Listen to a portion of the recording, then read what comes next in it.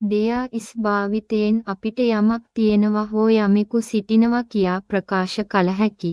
there භාවිත කරන්නේ නාම පද බහු වචන වන විටයි.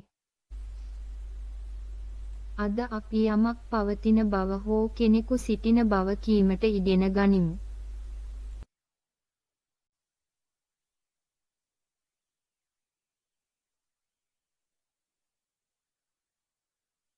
There is a gecko.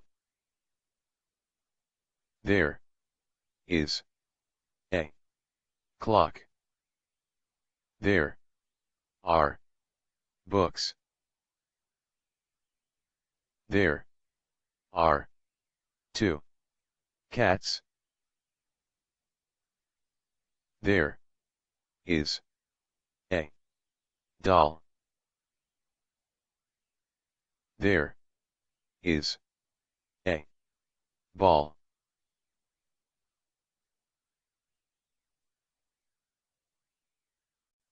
මගේ පාඩම් හොඳින් ඉගෙන ගන්න. ඉංග්‍රීසියෙන් කතා කරන්න.